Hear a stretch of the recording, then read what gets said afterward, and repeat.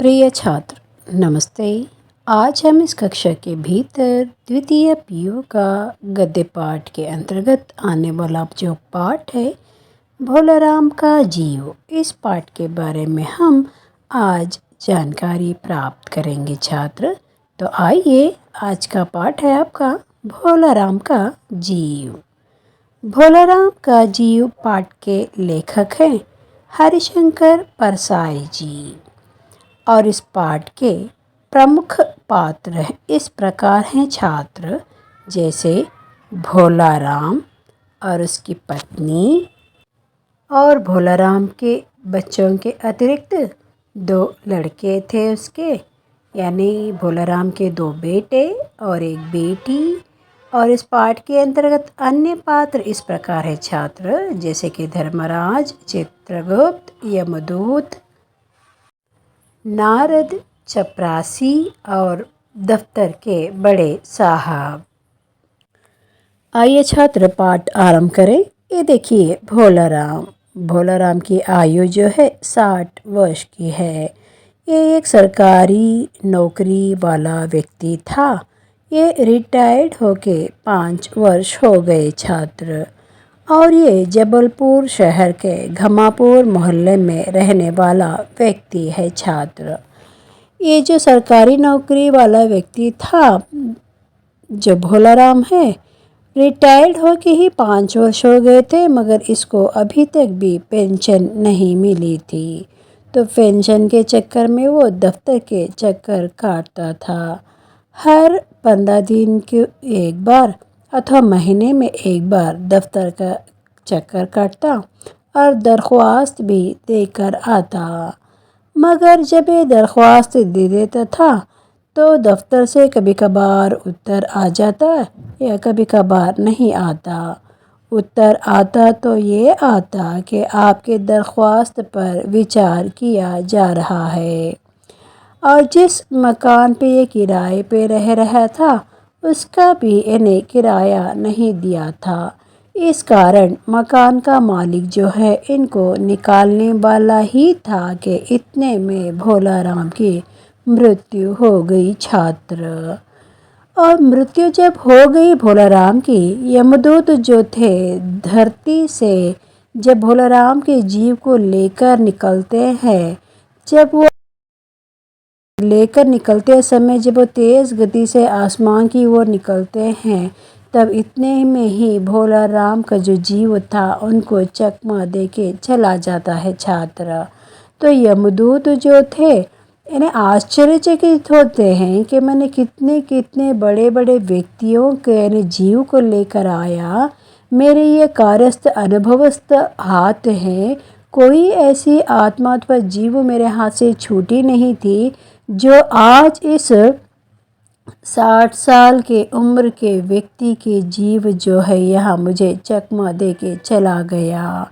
यह यमदूत सोचने लग गया और सारे ब्रह्मांड में भोलाराम के जीव को ढूंढते रह गया।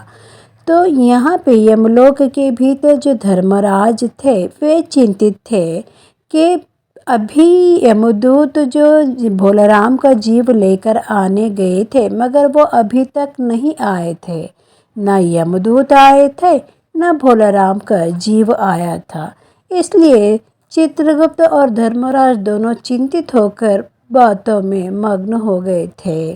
तो देखिए छात्र, ऐसा सन्निवेश था जहाँ पे धर्मराज और चित्रगुप्त जो थे विचार विनिमय लग गए थे कि भोलाराम का जीव मृत्यु हो के कुल 5 दिन हो गए, मगर अभी तक जीव जो है यहाँ तक पहुँचा नहीं है। और जो उसको लेकर आने वाला जो यमदूत था वो भी नहीं आया है। तो चित्रगुप्त जो थे उनकी जो किताब जो थी उसको इन्हें पन्ने पलटते हैं, थूक लगाते हैं, चश्मा अपना पोंछते हैं, पन्ने पलटते रहते हैं और सारा हिसाब किताब चेक करते हैं, मगर वहाँ पे उनको कुछ गलती ही नहीं मिलती है। इतने में क्रोधित होते हुए वो अपनी जो बुक थी ना बहुत ज़ोर से इन्हें क्लोज कर देते हैं। इतने में एक मक्खी जो उसके चपेट में आ जाती है और धर्मराज जो थे चित्रगुप्त से कहने लगते हैं कि अभी तक क्यों नहीं आया। धर्मराज के पूछने पर चित्रगुप्त बताते हैं कि महाराज अभी तक वह यमदूत नहीं आया है। तो इतने में वहाँ पे एक यमदूत का प्रवेश होता है। देखने में वे विकृत था, चेहरे से कुरूप था और जो उसके चेहरे पे इतनी परेशानी थी और ज़्यादा से ज़्यादा वो देखने में कुरूप सा लग रहा था। और जब उसको देखते हैं तो धर्मराज पूछने लगते हैं कि भोलाराम का जीव कहाँ है। तब यमदूत कहने लगता है कि महाराज मैं बहुत सालों से इन्हें एक काम कर रहा हूँ कि जीवों को लेकर आ रहा हूँ। मेरे इन कार्यस्थ इन्हें अनुभवस्थ हाथों से कोई एक भी इन्हें जीव छूटा नहीं था, मगर ये 60 साल के आयु का जो भोलाराम का जीव था मेरे हाथ से छूट चुका है। मुझे नहीं पता कि ये कैसे हो गया विस्मय। जैसे मैं उसका जीव धरती से लेकर इन्हें बहुत तेज़ी से हवा में इन्हें आसमान की ओर उड़ रहा था, उस समय में ये मुझे इन्हें चकमा दे के चला गया। तो इसको मैं इन्हें 5 दिन तक भी इन्हें ब्रह्मांड में यानी संसार में उसको ढूंढता रहा, मगर मुझे वह मिला नहीं महाराज। ये यमदूत बताते रहता है धर्मराज जी से। तब धर्मराज क्रोध से बोले कि मूर्ख, जीवों को लाते लाते बूढ़ा हो गया, फिर भी एक मामूली बूढ़े आदमी के जीव ने तुझे चकमा दे दिया। दूत ने सिर झुकाकर कहा, महाराज मेरी सावधानी में बिल्कुल कसर नहीं थी। मेरे इन अभ्यस्त हाथों से अच्छे अच्छे वकील भी नहीं छूट सके, पर इस बार तो कोई इंद्रजाल ही हो गया है। इतने में चित्रगुप्त जो है धर्मराज से कहते हैं कि महाराज आजकल पृथ्वी पर इस प्रकार का व्यापार बहुत चल रहा है। लोग दोस्तों को कुछ चीज़ भेजते हैं और उसे रास्ते में ही रेलवे वाले उड़ा लेते हैं और हौजरी के पार्सलों के मोज़े खुद वह अधिकारी पहन लेते हैं।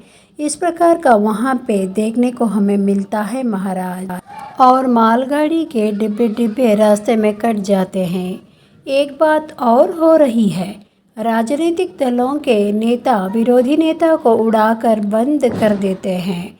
कहीं भोलाराम के जीव को भी तो किसी विरोधी ने मरने के बाद खराबी करने के लिए तो नहीं उड़ा दिया है महाराज। इस प्रकार जो चित्रगुप्त धर्मराज जी से कहने लगते हैं कि पृथ्वी पर इस तरह का अव्यवहार हो रहा है महाराज।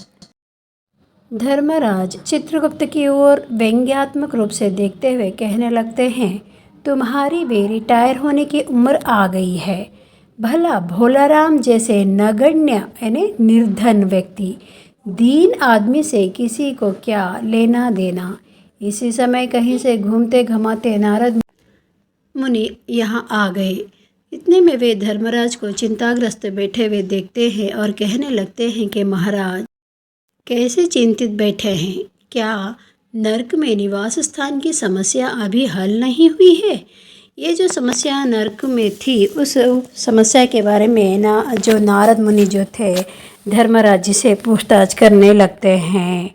अच्छा तो छात्र, आज की इस कक्षा के भीतर भोलाराम के जीव पाठ का पहला दृश्य समाप्त हुआ छात्र। अगला जो पाठ है फिर अगली कक्षा में हम पाठ को आगे बढ़ाएंगे छात्र। धन्यवाद।